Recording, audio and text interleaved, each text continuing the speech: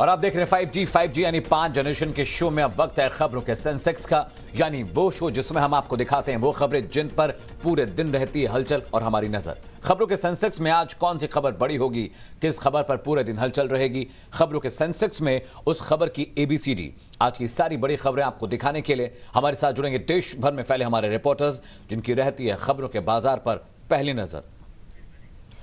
बिल्कुल, और आइए सबसे पहले हमारे जो रिपोर्टर हमारे साथ में हैं गुरप्रीत चिन्ना से जान लेते हैं। गुरप्रीत, आज आपके लिहाज से कौन सी खबर खबरों के सेंसेक्स में महत्वपूर्ण रह सकती है?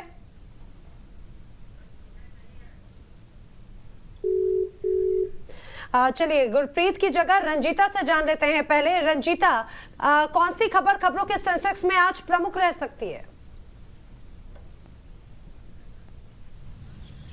नैना, देखिए, पंजाब की सियासी संकट जो खत्म नहीं हो रही, मुख्यमंत्री बदल दिया गया, प्रदेश अध्यक्ष की जिम्मेदारी सिद्धू को दे दी गई, लेकिन इसके बावजूद भी एक के बाद एक नई जो दिक्कत है, नए जो चैलेंजेस हैं वो कांग्रेस के सामने खड़े हो रहे हैं। नवजोत सिंह सिद्धू ने प्रदेश अध्यक्ष के पद से इस्तीफा दे दिया है, इस्तीफा अब तक मंजूर नहीं है। उनको देख उनके समर्थन में 2 कैबिनेट मंत्री और 2 संगठन से एक जनरल सेक्रेटरी और ट्रेजरर दोनों ने इस्तीफा दे दिया है, और कहा यह जा रहा है कि उनके समर्थित जो विधायक हैं, जो मंत्री हैं, वो लगातार सिद्धू के घर पटियाला पहुंच रहे हैं, उनको मनाने की कोशिश कर रहे हैं। लेकिन इन तमाम चीजों के बीच नैना, राहुल गांधी वायनाड दौरे पर गए हैं, अपने संसदीय क्षेत्र में है, और कांग्रेस नेतृत्व ने जिम्मेदारी मुख्यमंत्री चरणजीत सिंह चन्नी को दे दी है। कहा यह जा रहा है कि मुख्यमंत्री अपने लेवल पर इन चीजों को सुलझाएं, नवजोत सिंह सिद्धू को मनाने की कोशिश करें, जो समर्थित जो मंत्री हैं वो अपना इस्तीफा वापस ले। लेकिन ये कहना आसान है, करना मुश्किल है। चन्नी जो मुख्यमंत्री अभी बने हैं, आज कैबिनेट की बैठक उन्होंने बुलाई हुई है, जो इनकी दूसरी बैठक है मुख्यमंत्री बनने के बाद। अब देखना होगा कि इस कैबिनेट की बैठक में क्या चर्चा होती है, और चन्नी जो बड़ी जिम्मेदारी कांग्रेस नेतृत्व ने उन्हें दी है उसको किस तरह से संभालते हैं और किस तरह से इस क्राइसिस से कांग्रेस को बाहर निकालते हैं। बिल्कुल, लेकिन रंजीता, एक और महत्वपूर्ण बात यह हो जाती है कि पहले हरीश रावत की बातें सामने आ रही थी कि हरीश रावत जाएंगे, हरीश रावत प्रदेश प्रभारी हैं, लेकिन अगर गुरप्रीत चिन्ना की अगर बात करें, माफ कीजिएगा, चन्नी की बात करें जो मुख्यमंत्री बने हैं, आपको ऐसा लगता है कि चन्नी क्या इस पूरे संकट को दूर कर सकते हैं? क्या चन्नी नवजोत सिंह सिद्धू को मनाने में कामयाब हो सकते हैं? देखिए नैना, जब ये खबर कल आई उसके बाद से ही ये कोशिश की जा रही है कि कांग्रेस नेतृत्व की तरफ से या कांग्रेस के आधिकारिक तौर पर कांग्रेस इस पर किसी तरह का बयान दे।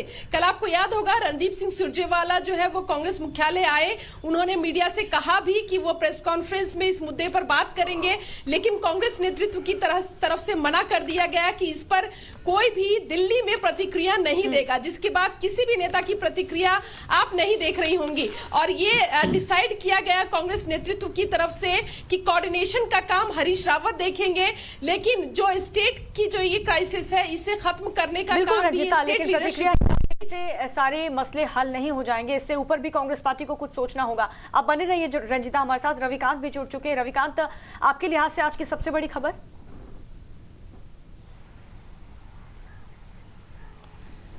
खबरों के सेंसेक्स में आज सबसे बड़ी और महत्वपूर्ण खबर यह है कि प्रधानमंत्री नरेंद्र मोदी की अध्यक्षता में आज कैबिनेट की बैठक बुलाई गई है। ये बैठक सुबह 11 बजे होगी और ये फिजिकल बैठक होने जा रही है। कल ही प्रधानमंत्री नरेंद्र मोदी ने काउंसिल ऑफ मिनिस्टर्स की बैठक ली थी, जिसमें 5 मंत्रालयों के प्रेजेंटेशन काउंसिल ऑफ मिनिस्टर्स की बैठक के अंदर किए गए। जो नए मंत्री बने हैं उनके काम का डिस्ट्रीब्यूशन किया गया कैबिनेट मंत्री के साथ साथ। कैबिनेट मंत्री और स्टेट के जो MOS हैं उनके बीच में बेटर कोऑर्डिनेशन होना चाहिए, इसी बात को लेकर चिंतन शिविर के नाम पर कल ये बैठक बुलाई गई थी। और आज के अगर कैबिनेट की बात करें तो कुछ महत्वपूर्ण एजेंडे जो हैं वो कैबिनेट में लिस्टेड हैं। हालांकि जो ऑफिशियल एजेंडा होता है कैबिनेट का वो अभी तक पब्लिक डोमेन में नहीं है, उसके लिए इंतज़ार करना होगा। लेकिन कुछ आज की बैठक में जो महत्वपूर्ण पॉलिसी डिसीजन है उस पर कैबिनेट अपनी मुहर लगा सकती है। रवि, लगातार पीएम मोदी अमेरिका दौरे से आए, उन्होंने आराम बिल्कुल नहीं किया। सेंट्रल विस्टा की जो कामकाज था उसका भी उन्होंने अवलोकन किया, वहां भी गए, साइट पे गए। मैं ये समझना चाह रहा हूं कि जिस तरह से आने वाले चुनावों में पॉलिसी मेकिंग को लेकर कई सारे तरह के गतिरोध भी देखने को मिले थे। यूपी में इलेक्शन है, तमाम राज्यों में अभी इलेक्शन होने वाले हैं, तो ये मंत्री परिषद की बैठक में क्या कोई ऐसे की एजेंडा है, कोई ऐसा की फैक्टर है जिस पर ज्यादा बातचीत होने की या फोकस रहने की उम्मीद है आपको? देखिए अमित, जो काउंसिल ऑफ मिनिस्टर्स की बैठक हुई थी उसमें सबसे पहली बात तो प्रधानमंत्री की तरफ से ये कही गई कि हर किसी को अपने काम के प्रति सजग होना चाहिए, क्योंकि नए मंत्रालय हैं, नए मंत्री हैं, इसलिए जो पुराने मंत्री जो उस विभाग के रहे हैं उनसे जाकर मिलिए, बातचीत कीजिए, किस तरीके से काम होता है मंत्रालयों के अंदर। जो वर्क का डिस्ट्रीब्यूशन है वो कैबिनेट मिनिस्टर्स के साथ डिसाइड किया जाएगा कि किस मंत्री के पास किस काम को दिया गया है। और दूसरी महत्वपूर्ण बात जो आपने पूछी, इसमें यह भी तय किया गया है कि जिन 5 राज्यों में विधानसभा के चुनाव होने जा रहे हैं वहां के अगर कुछ इंपॉर्टेंट प्रोजेक्ट सेंटर की तरफ से पेंडिंग है तो उनको प्रायोरिटी के आधार पर पूरा किया जाए, क्योंकि पोल बाउंड स्टेट में सरकार जो है डेवलपमेंट के एजेंडे को आगे लेकर जा रही है। इसलिए जो केंद्र सरकार की योजनाएं राज्यों में चल रही हैं उनको जल्द से जल्द पूरा किया जाए। ये काउंसिल ऑफ मिनिस्टर्स की बैठक में प्रधानमंत्री क्या कुछ प्रस्ताव जो आज सामने रखे जाएंगे उनको मंजूरी मिल सकती है? मंत्रिपरिषद की बैठक होने वाली है जो प्रधानमंत्री मोदी की अध्यक्षता में होगी। अब रुक करते उत्तर प्रदेश की राजधानी लखनऊ का, जहां से हमारे संवाददाता आदर्श हमारे साथ जुड़े हुए। आदर्श, खबरों के सेंसेक्स के लिहाज से ऐसी कौन सी खबर है जो टॉप पर रखी जा सकती है यूपी से?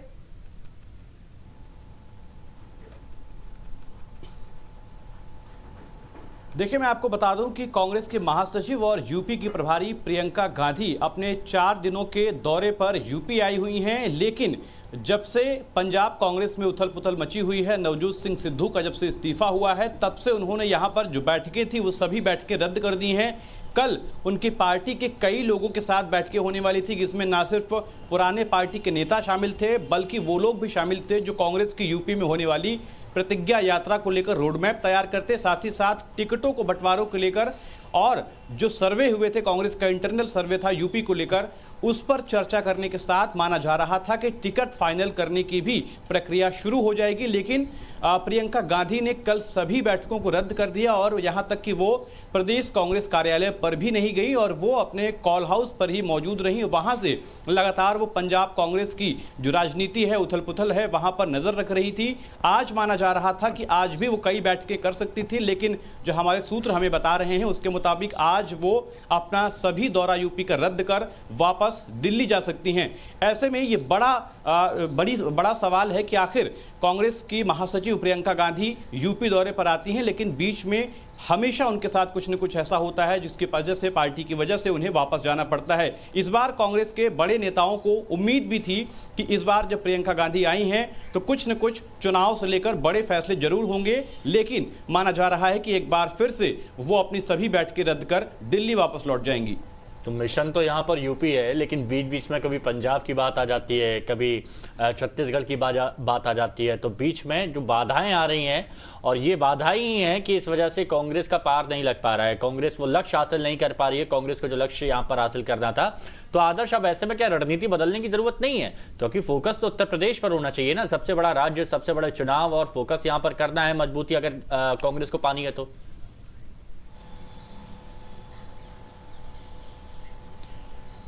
देखिए, बिल्कुल यूपी को कहा जाता है कि अगर सत्ता के केंद्र में जाना है तो वो रास्ता यूपी से होकर जाता है। देश के सबसे बड़े राज्य के साथ साथ सबसे ज़्यादा विधायक यहीं से चुनकर आते हैं, 403 विधानसभा सीटें यहाँ पर मौजूद हैं, और ऐसे में कांग्रेस जो पिछले कई सालों से, कई दशकों से सत्ता में नहीं आई है, उसे अपने जमीन तलाशने की जरूरत थी, और माना जा रहा था कि इसी को लेकर वो विपक्षी पार्टियां जो है समाजवादी पार्टी के साथ गठबंधन भी कर सकती थी। और इसी सब फैसलों को लेकर कांग्रेस की महासचिव और यूपी प्रभारी प्रियंका गांधी लगातार यूपी का दौरा कर रही हैं, और उससे कहीं न कहीं जो पार्टी का काडर बैठा हुआ था उनमें कुछ जोश और उम्मीद भी जगी थी। लेकिन जिस तरीके से आपने कहा कि पंजाब के साथ साथ छत्तीसगढ़ और दूसरे राज्यों में जहां पर कांग्रेस की सरकारें हैं, वहां पर जो उथल पुथल मची हुई है, उसकी वजह से शायद यूपी, जो कि सबसे महत्वपूर्ण चुनाव होने वाला है 2022 का, उस पर उस तरीके से ध्यान कांग्रेस नहीं दे पा रही है, और निश्चित तौर पर इसका कहीं न कहीं नुकसान भी कांग्रेस को झेलना पड़ेगा। ठीक है आदर्श, आप बने रहिए हमारे साथ में। एक बार फिर से हम रंजीता का रुख कर लेते हैं। रंजीता, एक और महत्वपूर्ण खबर हमें बता रही है। जी रंजीता। नैना, देखिए पंजाब के सियासी संकट के बीच कांग्रेस के पूर्व अध्यक्ष राहुल गांधी वायनाड सांसद आज अपने संसदीय क्षेत्र के दौरे पर है। आज 3 कार्यक्रम राहुल का प्रस्तावित है। वायनाड में रिक्रिएशन सेंटर का वो उद्घाटन करेंगे, जहां सीनियर सिटीजन्स के रहने का इंतजाम है। इसके अलावा 2 और कार्यक्रम जो है वो राहुल गांधी के वहां है। बिजनेस स्कूल का जो कार्यक्रम है उसमें वो शामिल होंगे। हालांकि ये दौरा 2 दिन का बताया जा रहा था कि 29-30 2 दिन राहुल गांधी वायनाड में रहेंगे, लेकिन अभी तक जो कार्यक्रम निकल कर आया है वो आज के 3 कार्यक्रमों का शेड्यूल मीडिया में बताया गया है। इन 3 कार्यक्रमों में राहुल शामिल होंगे और इनके कार्यक्रम को लेकर ये भी कहा जा रहा है, क्योंकि ये कार्यक्रम पहले से प्रस्तावित था, इस वजह से राहुल गांधी वायनाड गए हैं। लेकिन दूसरी तरफ कांग्रेस जो है वो पंजाब संकट से भी जुड़ रही है। जी बिल्कुल रंजीता, आप बने रहिए हमारे साथ। कुंदन भी जुड़ चुके हैं। कुंदन, आपके लिहाज से आज की सबसे बड़ी खबर कौन सी रह सकती है?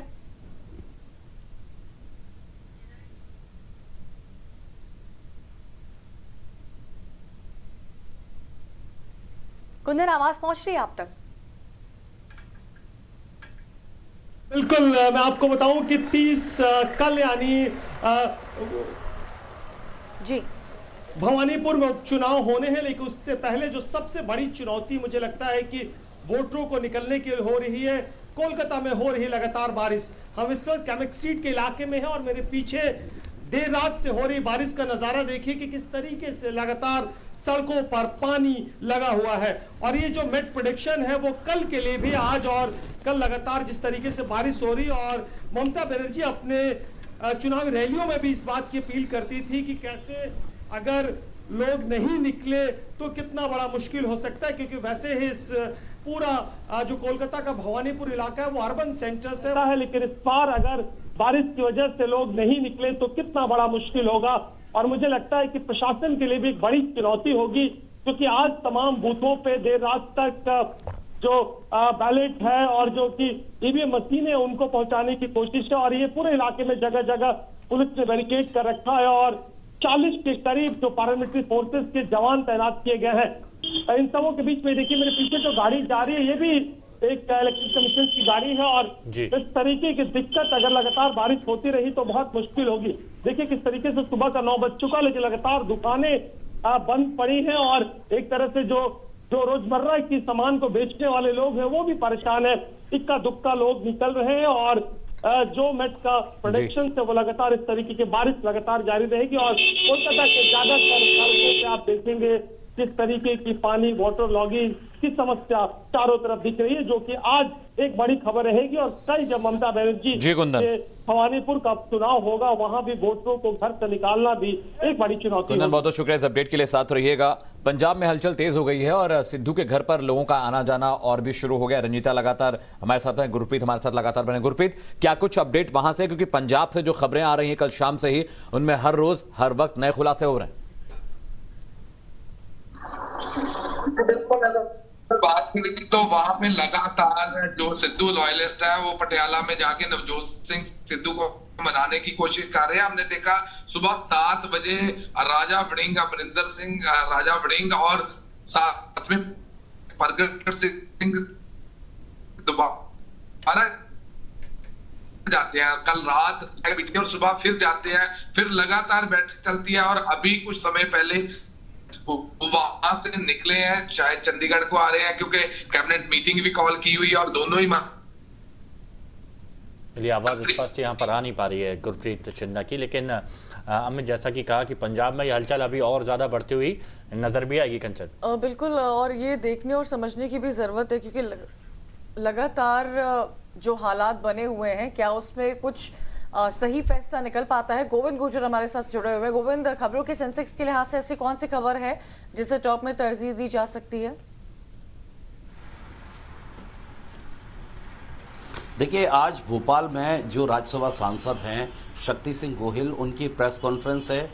3 बजे करीब वो प्रेस कॉन्फ्रेंस शुरू होगी पीसीसी में, और संभवतः हो सकता है कि ड्रग्स के मसले पर वो प्रेस कॉन्फ्रेंस करें, क्योंकि कांग्रेस पार्टी पहले ही ये कह चुकी है कि ड्रग्स को लेकर वो देश भर में प्रेस कॉन्फ्रेंसेस करेंगे। और आज शक्ति सिंह गोहिल आएंगे और क्या कुछ प्रेस कॉन्फ्रेंस का उनका मसला होता है वो देखना होगा। लेकिन इसके अलावा जो कल से जो खबर सुर्खियों में मध्य प्रदेश में दिग्विजय सिंह ने जो बयान दिया था सरस्वती शिशु मंदिर के छात्रों को लेकर कि उनको नफरत का पाठ पढ़ाया जाता है और एक विशेष कम्युनिटी के खिलाफ उनके दिमागों में नफरत भरी जाती है, उसको लेकर दिग्विजय सिंह से पूछा गया था इंदौर में सवाल कि आपके इस बयान को लेकर काफ़ी भर्त्सना हो रही है और आपके खिलाफ एफआईआर दर्ज करने के लिए आवेदन भोपाल में भी जहांगीराबाद थाने में दिया गया है, रतलाम में भी दिया गया है, पूर्व छात्र जो हैं सरस्वती शिशु मंदिर के। तो दिग्विजय सिंह का कहना था कि इस बार उन्होंने कहा कि मुझे छात्रों के बारे में कुछ नहीं कहना है, लेकिन मेरी जो लड़ाई है वो एक स्पेसिफिक सोच के साथ में है, आरएसएस की जो सोच है उसके साथ मेरी लड़ाई है। तो अब देखना ये होगा कि गृह मंत्री नरोत्तम मिश्रा भी कह चुके हैं कि हमने जांच में ले लिया है पूरा प्रकरण और उसके बाद अगर कुछ ऐसे कंक्रीट इनपुट्स पाए जाते हैं तो उसके आधार पर एफआईआर हो सकती है। लेकिन देखना होगा कि डीजीपी का क्या रुख होगा, होम मिनिस्टर ने किस तरह से जांच के आदेश दिए हैं। तो ये पूरा मसला अभी भी मध्य प्रदेश में गहराया हुआ है। तो ये दो खबरें आज भोपाल से सुर्खियों में रहेंगी। एक शक्ति सिंह गोहिल की प्रेस कॉन्फ्रेंस में क्या कुछ मसले उठते हैं। एक बड़ा गैप हो गया था क्योंकि पूर्व मुख्यमंत्री दिग्विजय सिंह बीच बीच में ऐसे विवादित बयान देते रहते हैं जिस पर लेकर सुर्खियां बन जाती हैं, खूब बहस होती है, खूब चर्चाएं होती हैं। शिवानी हमारी सहयोगी हमारे साथ जुड़ी हुई है मुंबई से। शिवानी, आपके पास कौन सी बड़ी खबर जिसे आज हम सेंसेक्स में टॉप पर रख सकते हैं?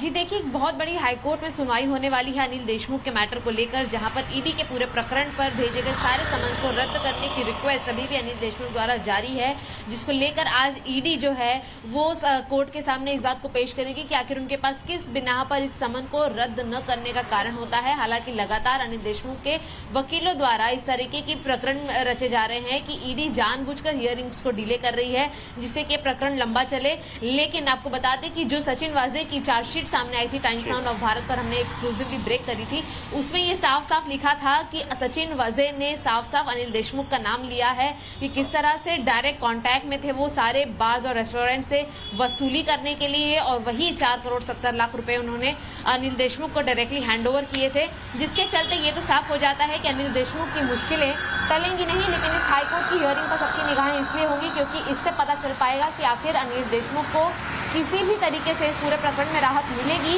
या नहीं, क्योंकि अब 5 समन को न सामने आने के बाद भी वो और कितने दिन गायब रहेंगे या अब उन्हें आखिरकार एजेंसी के सामने आना ही होगा, ये साफ हो जाएगा।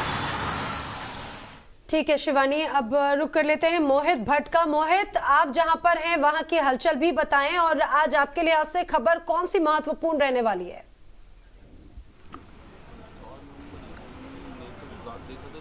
देखिए, पंजाब से और पूरे देश से सबसे बड़ी खबर आज की यही रहेगी कि आखिरकार नवजोत सिंह सिद्धू के भविष्य का क्या होगा और आखिरकार कितना जोर जो है टॉप लीडरशिप लगाएगी कांग्रेस पार्टी की नवजोत सिंह सिद्धू को मनाने से। हम इस समय रिपोर्ट कर रहे हैं पटियाला में नवजोत सिंह सिद्धू के घर के बाहर से, आप देख सकते हैं। मैं अपने कैमरा पर्सन हरिंदर को कहूंगा कि वहां के विजुअल दिखाएं। देखिए, सिक्योरिटी बीफ्ड अप है यहाँ पे, क्योंकि सुबह से ही यहाँ पे लोगों का आने जाने का तांता लगा हुआ है। कल भी हमने देखा कि अमरिंदर राजा वारिंग, प्रगट सिंह रात को यहाँ आए थे, अभी सुबह कुछ ही देर पहले वो यहाँ से निकले हैं। तो आखिरकार ये जो पूरा क्राइसिस है कांग्रेस पार्टी का, ये कैसे सॉल्व होगा ये देखना जरूरी है।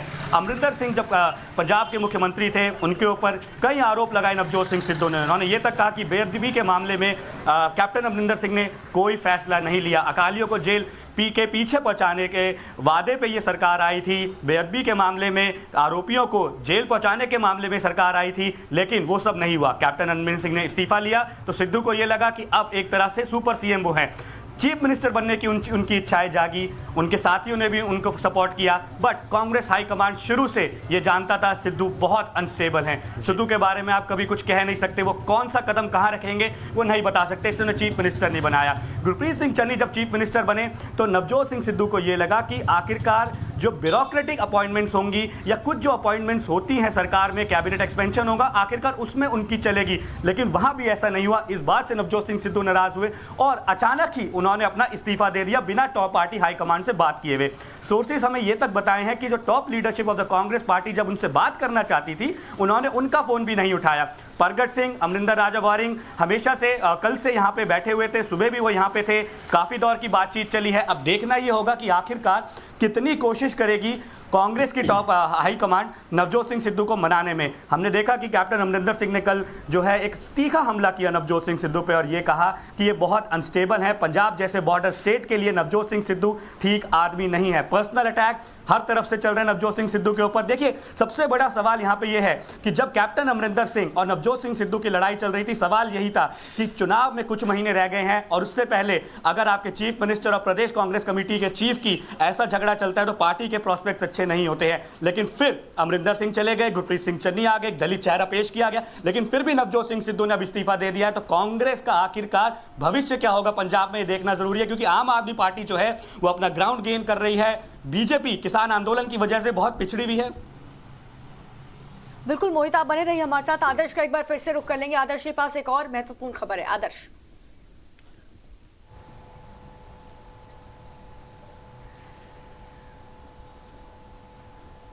देखिए, प्रभु श्री राम की रामलीला में अगर कोई मुस्लिम व्यक्ति श्री राम का किरदार निभाए तो ये धार्मिक सद्भावना, परस्पर समन्वय की एक मिसाल पेश करती है। लेकिन हैरानी की बात यह है कि यूपी के बरेली में कुछ लोगों को ये भी रास नहीं आ रहा है। ऐसा मैं इसलिए कह रहा हूं क्योंकि यूपी के बरेली में रहने वाले दानिश खान पिछले कई सालों से नाट्य मंचों में अलग अलग किरदार निभाते रहे हैं और इसमें सबसे प्रमुख किरदार प्रभु श्री राम का है, जो वो रामलीला में करते चले आ रहे हैं। इस बार उन्हें अयोध्या में होने वाले रामलीला मंचन में श्री राम का किरदार निभाने के लिए खुद मुख्यमंत्री योगी आदित्यनाथ का न्योता गया है। लेकिन इस बात से कुछ लोग उनके समाज के खफा हैं और उन्होंने बाकायदा दानिश खान और कैकेयी का किरदार निभाने वाली समयून खान को धमकी दे दी है और कहा है कि अगर आप राम का किरदार निभाएंगे तो आपको इसके बुरे परिणाम भुगतने पड़ेंगे। इस पूरे मामले पर दानिश खान ने और कैकेयी का पात्र निभाने वाली समयून खान ने बरेली के एसएसपी को शिकायत की है। बाकायदा इस बात को बताया है कि उनके आसपास के जो लोग हैं उन्हीं के समाज के, वो उन्हें लगातार धमकी दे रहे हैं कि अगर आप श्री राम का किरदार निभाएंगे तो आपको अपने माथे पर तिलक लगाना पड़ेगा, उनके जीवन को पढ़ना पड़ेगा और ये हम नहीं चाहते हैं और इसीलिए शिकायत की है और माना जा रहा है कि इस पर जांच के बाद कुछ कार्रवाई भी होगी। आदर्श, बहुत बहुत शुक्रिया इस अपडेट के लिए। चलिए रुक करते हैं भंवर पुष्पेंद्र का। भंवर, खबरों के सेंसेक्स के लिहाज से आपके पास आज कौन सी बड़ी खबर है?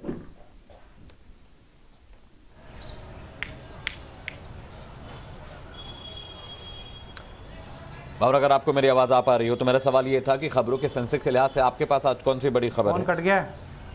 चलिए, शायद भंवर से हमारा संपर्क टूट गया है, लेकिन बड़ी खबर यह है कि जिस तरह से यूपी में सियासत लगातार बदल रही है, विधानसभा चुनाव करीब है, ऐसे में अगर कोई मुस्लिम शख्स कंचन राम का किरदार निभाता है, प्रभु श्री राम का किरदार निभाता है, तो इसमें कोई बुरी बात नहीं है, क्योंकि इससे सहयोग बढ़ेगा, प्रेम बढ़ेगा दो धर्मों में।